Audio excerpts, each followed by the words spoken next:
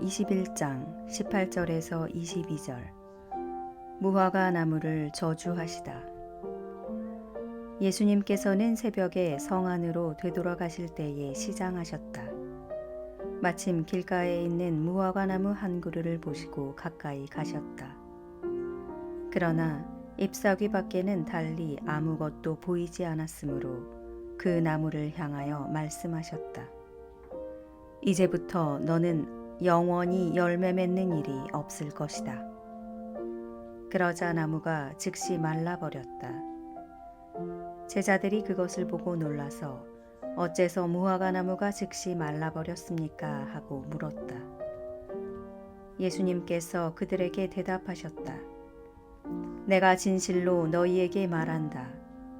너희가 믿음을 가지고 의심하지 않으면 이 무화과 나무에 일어난 일을 할 수 있을 뿐만 아니라 이 산더러 들려서 저 바다에 빠져라 하여도 그대로 이루어질 것이다.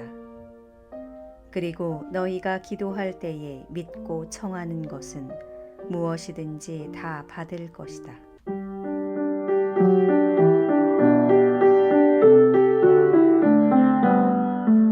이 복음에서 주인공으로 등장하는 것은 사람이 아니라 나무입니다. 무화과 나무입니다. 팔레스타인에 있는 무화과 나무는 가장 총애를 받는 나무입니다. 석류와 무화과 나무는 정탐꾼들이 그 땅의 풍요함을 보여주기 위한 물증으로 내놓는 것이라고 합니다. 무화과 나무는 밑둘레의 굵기가 약 1m, 높이는 5m에서 6m까지 자라고 가지는 8m에서 10m까지 퍼지기 때문에 그늘로서 아주 가치 있는 나무로 사이프러스에서는 집 문 앞에 특히 우물가에 무화과 나무를 심었다고 합니다. 사람들을 쉬게 하기 위한 쉼터를 만들기 위해서입니다. 나무의 무성함 때문에 그 아래서 명상을 하기도 하였다고 합니다. 그런데 복음에서 주님께서는 이렇게 좋은 나무를 마치 저주하시듯 상식적으로 이해가 가지 않는 말씀을 하고 계셔서 여러 가지 의구심을 가지게 합니다. 열매를 맺지 못하였다고 나무를 저주하는 것 같은 말씀을 하신 것은 주님께서 지독하게 조급한 분이 아니신가 하는 생각을 가지게 한다는 것입니다. 무화과 나무는 열매가 맺을 때 잎과 꽃도 같이 무성해진다고 하는데 예수께서 무화과 나무를 보신 때는 열매를 맺는 시기가 아니었습니다. 그런데도 잎이 무성한 무화과 나무는 정상이 아니란 것이지요. 그런데 주님께서는 왜 그러셨을까요?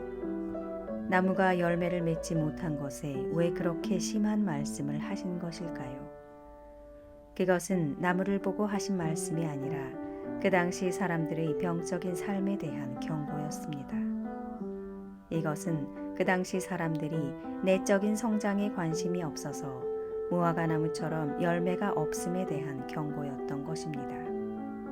사람이 결실을 맺는 인생을 살려면 어떻게 살아야 하는가? 함께 살아야 합니다. 사람은 사회적 동물이라고 합니다.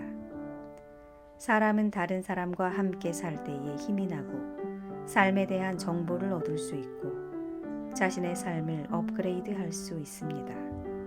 사람은 다른 사람들과 어울리기 위해서 때로는 자신의 것을 포기하고 다른 사람들이 가진 것들에 자신을 맞추기도 해야 합니다.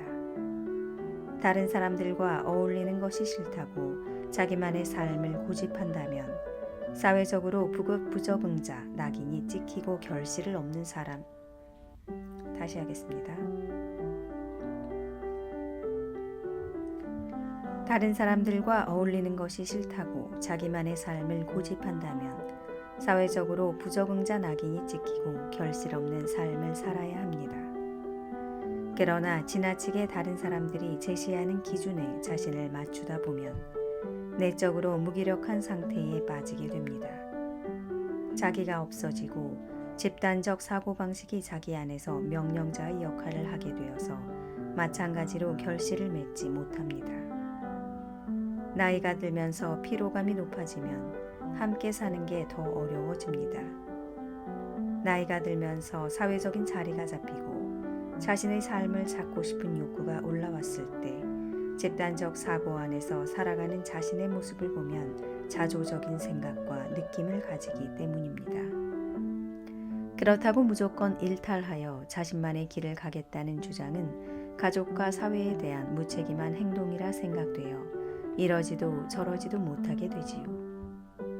그래서 이 나이에 다 이렇게 사는 것 아닌가요? 세상이 다 그런 것 아닌가요? 그럼 이것 말고 다른 무슨 수라도 있나요? 하는 등의 말을 하게 됩니다. 만성적인 무기력증입니다.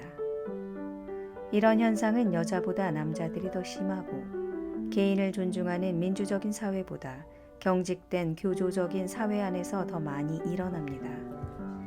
문제는 이런 삶을 살다 보면 겉으로는 잎이 무성하고 사회적으로도 성공한 듯 보이지만 행복해 보이지 않는다는 것입니다.